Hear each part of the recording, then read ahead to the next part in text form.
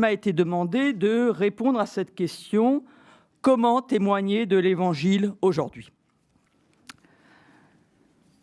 J'ai dégagé 5 points pour essayer de répondre à cette question. La première ne répond pas directement, mais en fait veut prendre en compte un réflexe que souvent nous avons face à cette question du témoignage de l'Évangile. La réaction assez répandue est la suivante: comment puis-je, moi, témoigner de l'Évangile ? Le témoignage de l'Évangile, c'est réservé aux spécialistes, à ceux qui ont des diplômes, ou bien aux prêtres, bien entendu aux évêques, aux prêtres, aux religieux, aux religieuses. Mais moi, simple laïc, comment puis-je prétendre à devoir participer à cette mission d'évangélisation ?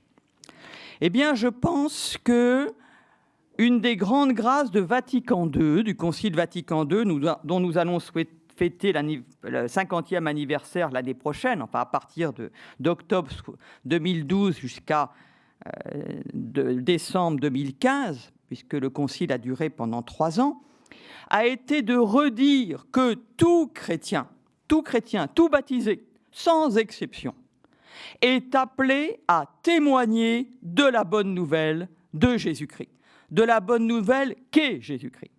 Donc, tout chrétien est appelé au témoignage. Le pape Jean-Paul II reprendra cette affirmation dans une lettre qu'il a appelée la mission du Rédempteur, Missio Redemptoris, de 1990, qui est un texte magnifique où le pape Jean-Paul II commente les grandes intuitions théologiques de Vatican II, et notamment celle-ci, et il dit au numéro 90 de Redemptoris Missio, la mission du Rédempteur: tout chrétien, tout baptisé est appelé inséparablement à la sainteté et à la mission. Et vous voyez, de rapprocher les deux est une clé pour comprendre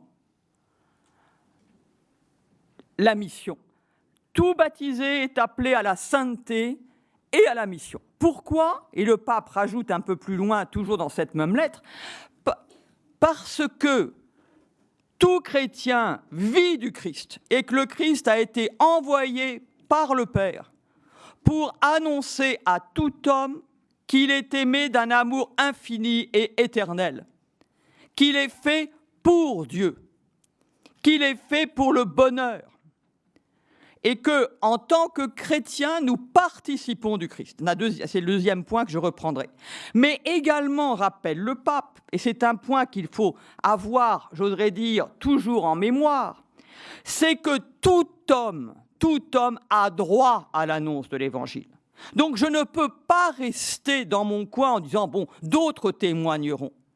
C'est tous les hommes qui sont en droit d'attendre des membres du corps du Christ, des chrétiens, ce témoignage de l'Évangile. Donc, comme dit l'apôtre Paul lui-même, la charité du Christ nous presse. La charité du Christ, c'est-à-dire l'amour du Christ pour tout homme. Nous ne pouvons pas rester insensibles. Nous devons porter ce souci des âmes. Sainte Thérèse d'Avila avait une phrase magnifique. Elle disait à ses religieuses: « Mes sœurs, ce monde est en feu, ce n'est point le moment de traiter avec Dieu d'affaires de peu d'importance. » Et je crois que cette parole qu'elle adressait, elle, dans le contexte à ses religieuses, en fait, est une parole adressée à chacun d'entre nous. Nous sommes dépositaires, certes dans des vases d'argile, mais nous sommes dépositaires d'un trésor et nous en sommes redevables à tout homme. Ça, c'était mon premier point. Donc la mission, le témoignage de l'Évangile n'est pas réservé à quelques-uns. Le deuxième point, c'est que le témoignage de l'Évangile ne consiste pas à avoir des méthodes pour évangéliser, à avoir des trucs. Et souvent, face à la question « comment témoigner ?», nous pensons immédiatement aux moyens. Comment faut-il faire ? Eh bien, il faut en fait poser la question en amont. évangéliser, témoigner de l'Évangile n'est pas une question de méthode. Je vous ai dit tout à l'heure, en reprenant la phrase de Jean-Paul II, que tout chrétien est appelé à la sainteté et à la mission. C'est-à-dire que les deux vocations de tout baptisé sont intimement liées. C'est parce que je suis uni au Christ par le baptême. C'est parce que j'ai été rendu adulte dans la foi par le don de l'Esprit Saint à la confirmation. C'est parce que je suis nourri du Christ dans l'Eucharistie. C'est parce que je ne cesse de puiser aux sources du salut pour grandir dans cette guérison par rapport au péché qu'est le sacrement de la réconciliation. Donc c'est parce que je suis devenu un dans le Christ par le baptême, que je suis rempli de ce même esprit qu'est l'esprit du Christ, qu'est l'Esprit Saint, que je suis nourri du Christ et guéri par le Christ, que je me laisse saisir par lui pour annoncer la bonne nouvelle. Sainteté et mission sont inséparablement unis. Et vous voyez là l'audace du Concile de rappeler dans la Constitution Lumen Gentium sur l'Église que l'appel à la sainteté est universel. Il n'est pas, encore une fois, réservé aux saints canonisés, à ceux dont nous avons la liste, les statues dans des niches.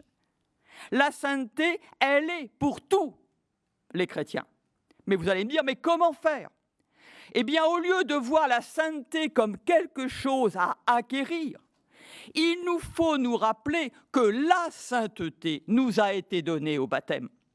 Rappelez-vous le début des lettres de Paul. Paul s'adresse au sein de l'Église de Rome, au sein de l'Église de Corinthe, etc. Pourquoi ? Parce que par le baptême, nous sommes devenus un avec le Christ. Nous sommes devenus membres de son corps. La sainteté nous est donnée.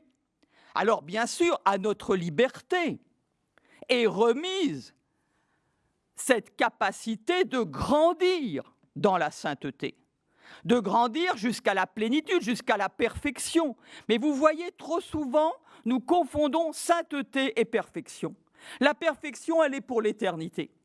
Mais la sainteté nous est déjà donnée pour que nous grandissions dans cet état nouveau que Paul reprend quand il dit dans les Galates « Pour moi, vivre, c'est le Christ. Ce n'est plus moi qui vis, c'est le Christ en moi. » Vous voyez, être chrétien, ce n'est pas simplement être croyant. Quelquefois, on dit « Mais qu'est-ce que ça veut dire être croyant ?» La question est bonne. Et il faut être précis. Être chrétien, ce n'est pas simplement être croyant, parce qu'on peut croire en beaucoup de choses. Ce n'est pas simplement être croyant en Dieu, de croire que Dieu existe. Je ne dis pas que cela ne comporte pas cela. Mais être croyant en Jésus-Christ, c'est plus que cela. Ce n'est pas uniquement croire des vérités au sujet de Dieu, au sujet du Verbe incarné. Être croyant en Jésus-Christ va jusqu'à confesser que, en croyant en Jésus-Christ, je suis devenu un avec lui, que je vis de lui, que je vis de son esprit. Certes, bien imparfaitement encore, parce que je suis faible, parce que je suis dans le temps, etc. Bien sûr, mais réellement, c'est ça la foi chrétienne, c'est ça notre espérance. Je ne dépends pas de mes seules forces, ma force, c'est le Christ. Et je sais qu'à ceux qui lui demandent, le Père donne l'Esprit Saint sans aucune condition préalable. Combien plus votre Père des cieux, vous avez ça en Saint Luc notamment au chapitre 11, combien plus votre Père des cieux donnera-t-il l'Esprit Saint à ceux qui le lui demandent ? Pas à ceux qui en sont dignes, à ceux qui le lui demandent. Vous savez, vous avez une phrase magnifique dans l'Apocalypse. C'est le Christ qui dit « Voici que je me tiens à la porte et que je frappe. Si quelqu'un entend et ouvre, j'entrerai et je souperai avec lui. » Le Christ, en entrant, apporte tout. Et il nous donne de partager, d'être à sa table. Mais il y a une chose que le Christ ne peut pas faire, ou ne veut pas faire plutôt à notre place, c'est ouvrir la porte. Le Christ ne contraindra jamais notre liberté. Pourquoi ? parce qu'il veut avoir avec nous une relation d'amour, et que l'amour exige l'acte libre des deux partenaires. Sinon, ce n'est pas de l'amour. C'est de la fusion, c'est de la violence, c'est tout ce que vous voulez. Ce n'est pas de l'amour. Mais si je dis oui au don du Christ, il me donne tout ce dont j'ai besoin pour vivre en lui, pour vivre de lui et pour témoigner de lui. Alors, après, nous allons voir comment grandir dans cette vie. Mais vous voyez, être croyant en Jésus-Christ, et il nous faut être rigoureux sur ce que nous disons quand nous nous disons chrétiens. Le premier nom qui a été donné aux croyants, c'est d'être des christianoi, c'est-à-dire des petits Christ. Les païens avaient parfaitement compris quelque part, peut-être intuitivement, peut-être implicitement, mais que être chrétien, ce n'est pas simplement porter le titre d'un maître, mais c'est partager la vie même du maître. Et nous le vivons, bien entendu, à un degré indépassable jusqu'à la gloire dans le mystère eucharistique. Donc vous voyez, quand ceci est posé, fondé, alors je comprends que l'appel au témoignage est adressé à tout chrétien et qu'il en reçoit la capacité et, bien entendu, la force et les moyens pour le faire, à condition, comme nous l'avons dit tout à l'heure, d'accepter de grandir dans le don déjà donné. Mais le don est déjà donné. Le Christ nous le dit, ce n'est pas vous qui m'avez choisi, c'est moi qui vous ai choisi pour que vous alliez et que vous portiez du fruit. Il nous faut nous appuyer sur cet acte du Christ que nous avons reçu objectivement au baptême, dans la confirmation, et que nous renouvelons, dans lequel plutôt nous désirons être renouvelés par une vie sacramentelle. C'est là où on commence à voir les moyens. Mais vous voyez, il faut prendre vraiment la question du témoignage à sa racine, vivre du Christ. Comment témoigner de l'Évangile aujourd'hui ? D'abord, par une exigence d'union au Christ. Et ça, chacun de nous peut en vivre. Comment ? Par la vie sacramentelle, par une vie de prière, par une vie ecclésiale, par une vie de témoignage. Je ne sais pas si vous avez remarqué, mais au chapitre 16 de saint Matthieu, Saint Pierre, reçoit cette capacité de confesser le Christ après que le Christ lui ait posé la question « Et vous, qui dites-vous que je suis ?» C'est-à-dire, qui annoncez-vous aux autres ? Et donc, vous voyez, ça veut dire qu'on est capable de grandir dans la connaissance du Christ en rentrant soi-même dans ce mouvement d'annonce du Christ. Ce n'est pas « il faut que je sache tout et qu'ensuite je témoigne du Christ ». Il faut vivre du Christ et l'annoncer pour grandir dans cette capacité de témoignage. Donc, je répète, le témoignage n'est pas réservé à quelqu'un, il est le fait de tout baptiser. Et tout homme, nous en sommes redevables par rapport à tout homme. Deuxièmement, la condition première, c'est d'être unis au Christ et de vivre du Christ. Et du coup, toutes nos questions de « je suis incapable, je suis faible, je suis trop fatigué, je suis trop vieux, je suis pécheur », etc., toutes ces données explosent. Elles demeurent, mais ce n'est pas grave. Ma grâce te suffit. Quand tu es faible, c'est alors que tu es fort. Saint Augustin, si vous n'avez pas lu la vie de Saint Augustin, lisez-la, elle est passionnante, lisez les Confessions. Le secret de Saint Augustin, c'est qu'un jour, il a compris la phrase de Jésus. « Sans moi, vous ne pouvez rien faire. Sans moi, vous ne pouvez rien faire. » Ça veut dire que quand on est avec Jésus, on peut tout. Le tout, c'est d'accepter, de s'appuyer sur Jésus. Or, Jésus ne refuse jamais le don de l'Esprit Saint que le Père veut donner à tout homme. Encore faut-il simplement que je le désire. Alors, une fois que cela est acquis, nous allons pouvoir rentrer plus précisément dans les différentes formes d'annonce. Et là, j'en retiens 3. Donc, j'ai vu mes 2 premiers points, maintenant j'ai les 3 suivants. Mon 3e point, c'est qu'avant tout, le témoignage de l'Évangile consiste à vivre de la charité du Christ et à témoigner de l'amour de Dieu. Une fois, j'ai entendu une très belle phrase de la part d'un prêtre qui est maintenant évêque et qui disait cette phrase toute simple. On n'allume pas une bûche ou un feu, On n'allume pas une bûche avec des paroles. On allume une bûche en brûlant à côté d'elle. Voilà. On n'allume pas des brindilles avec des mots, mais en approchant du feu. Pour que les hommes, dans leur liberté, puissent se tourner vers Dieu et ouvrir la porte au Christ.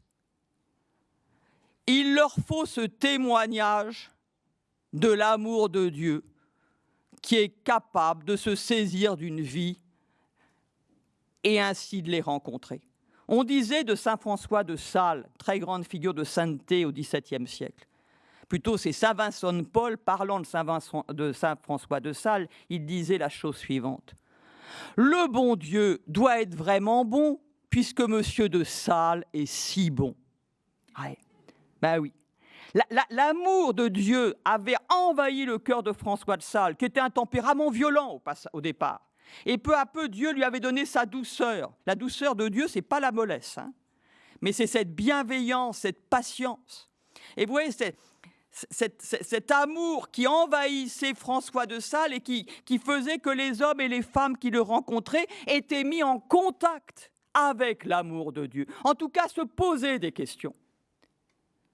Il ne faisait, François de Sales, que réaliser dans sa vie ce que Jésus lui-même disait au chapitre 5 de Matthieu. « Vous êtes la lumière du monde », dit-il à ses disciples. Et les disciples de Jésus n'étaient ni meilleurs ni pires que nous. Voilà, nous sommes frères en humanité. Mais Jésus avait l'audace de leur dire « Vous êtes la lumière du monde ». Lui qui est la lumière du monde avait l'audace de leur dire « Vous êtes la lumière du monde ». Pourquoi ? Parce qu'il vient de leur annoncer le don de Dieu, car le royaume des cieux est à vous. C'est tout le début du discours du chapitre 5 de Matthieu. Il faut reprendre tout ce premier grand discours de Jésus. Jésus annonce le don de Dieu. Et parce que le don est fait aux hommes, ceux qui l'accueillent peuvent devenir, par la puissance de Dieu, par la puissance de l'Esprit, peuvent devenir lumière du monde. C'est pour ça qu'à Vatican II, la Constitution sur l'Église s'appelle Lumen Gentium, lumière des nations. Le Christ est la lumière des nations et sur le visage de l'Église reflète, plutôt rejaillit, se reflète cette lumière du Christ. L'Église qui est considérée, comme dit le Vatican II, comme un signe et un moyen de l'union à Dieu. Donc vous voyez la première chose. Alors qu'est-ce que dit Jésus, pardon ? Vous êtes la lumière du monde, dit-il à ses disciples. Et il continue au verset 16 du chapitre 5. Que votre lumière brille devant les hommes, afin que, voyant vos œuvres belles, les hommes rendent gloire à votre Père des cieux. Voyez ? Il faut que notre lumière, c'est-à-dire le témoignage de l'amour, brille devant les hommes, afin que, voyant cela, les hommes se tournent vers Dieu, reconnaissent une source. Et voyez, c'est pour cela que nous ne devons jamais nous inquiéter de nos limites, pour que justement, j'oserais dire, il ne s'agit pas de se satisfaire de ses limites ou de s'entretenir dans ses limites, mais par la providence de Dieu, il y a aussi un témoignage à rendre que dans notre faiblesse, il y a plus, et que nous avons l'audace de croire que nous sommes aimés, et que cet amour nous donne une force qui nous permet de vivre d'une autre façon, mais en même temps de vivre dans ce monde. C'est ce que dit Pierre dans sa première lettre au chapitre 3. « Soyez toujours prêts à rendre compte de l'espérance qui est en vous. » L'espérance est en nous. Nous sommes porteurs pour ce monde d'une espérance. Nous vivons les mêmes angoisses, nous vivons les mêmes épreuves, les mêmes crises monétaires, politiques, économiques, familiales, etc. Nous ne sommes pas protégés par un tour de magie. Mais nous avons ce trésor qu'est le Christ, qu'est l'amour de Dieu. Nous avons l'espérance qui a été mise dans nos cœurs par l'acte même du Christ. Voilà. Et nous nous appuyons sur lui pour que cette espérance rayonne dans nos vies et puisse toucher les hommes. Ce qui m'amène au 4e point, car l'horloge tourne. Il ne suffit pas uniquement de témoigner par cet amour qui habite notre cœur, qui nous donne une espérance, qui nous donne une force. Il s'agit, je reprends la phrase de Pierre, de toujours être prêt à rendre compte, à rendre raison. En grec, c'est le mot logos, à rendre logos, à rendre raison. C'est-à-dire que le témoignage de vie ne suffit pas s'il ne s'accompagne pas d'un témoignage par la parole. Toujours saint Paul, au chapitre 10 des Romains. Comment croire si personne ne proclame? Plutôt, comment croire si sans avoir entendu? Et comment entendre si personne ne proclame? Comme membres du corps du Christ, nous sommes appelés à témoigner également en parole. Et cela est une invitation pour nous à nous enraciner dans l'intelligence de la foi. Je ne dis pas cela à cause du poste que j'occupe ici et auquel je crois fermement, à savoir que le travail de l'intelligence est fondamental pour l'annonce de l'Évangile. Je le dis parce que c'est la vérité. Tout homme a été créé à l'image de Dieu. Tout homme a une intelligence et une volonté qui doivent être nourris. Aucun de nous n'a l'audace de dire qu'il peut vivre sans manger. Eh bien, notre intelligence a besoin d'être nourrie de la parole de Dieu pour que nous puissions, à temps et à contre-temps, annoncer l'amour de Dieu d'une façon digne de l'homme, c'est-à-dire d'une façon compréhensible. Si nos mots butent, si nous sommes maladroits, j'oserais dire ce n'est pas grave. Ce que le monde attend, c'est d'un témoignage digne de lui qui passe par des hommes et des femmes qui ont accepté de passer au crible de la parole de Dieu leur existence et qui reconnaissent dans le Christ celui qui est la vérité. Ils ne disent pas « nous avons la vérité », mais nous savons qui est la vérité. Nous essayons de le suivre et nous vous proposons également, vous aussi, de le suivre parce que vous avez été créés à son image et que lui seul peut combler votre cœur. Les hommes n'attendent pas de nous que nous récitions des formules, que nous ayons des réponses toutes faites. Ça, c'est pas des réponses dignes de l'homme. Ce que le monde attend, c'est des hommes et des femmes qui soient rentrés dans l'intelligence de la foi, donc qui ont pris du temps également pour se former, pour lire la Bible, pour comprendre ce que signifie être chrétien. Il ne s'agit pas toujours de passer des diplômes ou d'avoir des doctorats, soyez rassurés. Mais vous voyez, de nourrir notre intelligence et de laisser aussi, j'oserais dire, notre intelligence jubiler.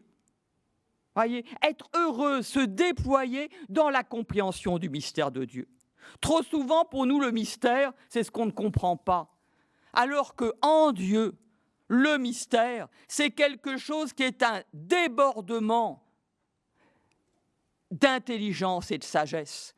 Le mystère n'est pas incompréhensible, mais le mystère peut être comparé à un océan sur lequel on peut s'engager. Nous sommes capables de rentrer dans le mystère.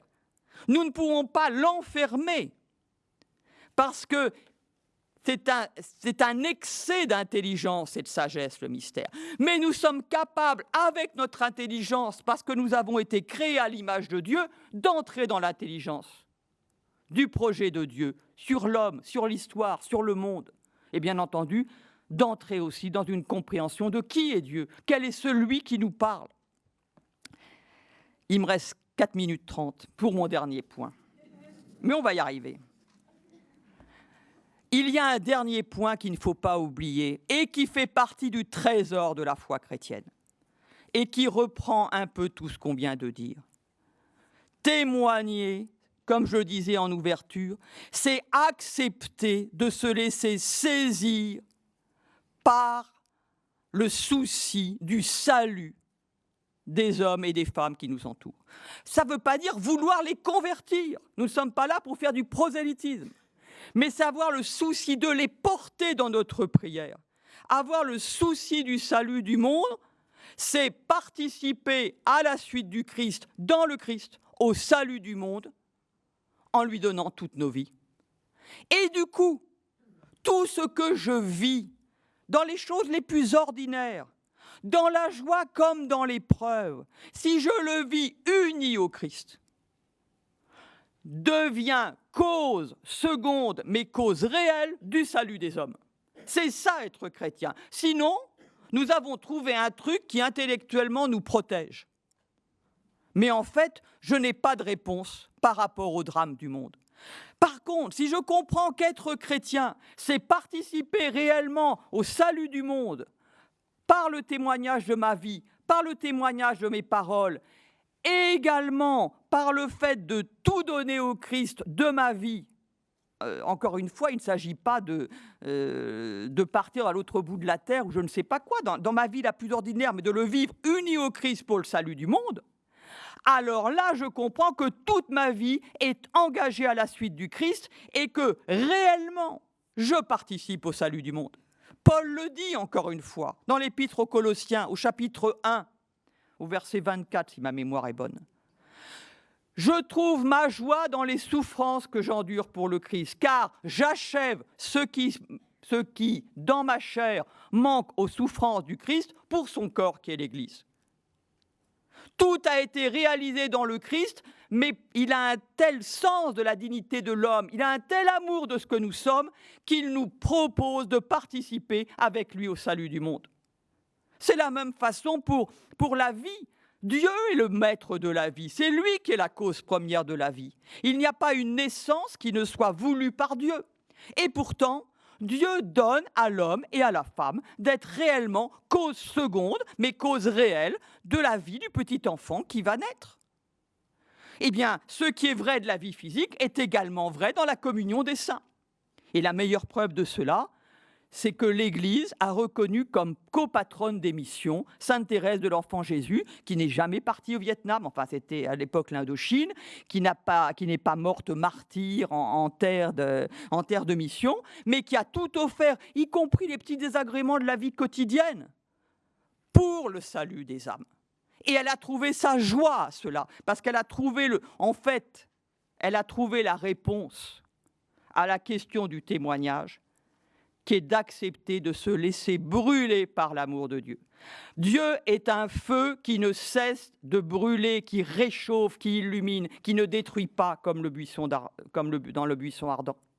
Dieu est un feu dévorant, en ce sens que c'est le feu de l'amour qui nous appelle à participer à sa nature pour notre joie et pour le salut du monde. Au cœur de l'Église, ma mère, je serai l'amour. Telle est la réponse, me semble-t-il, que Dieu nous propose pour ce monde d'aujourd'hui. Je vous remercie.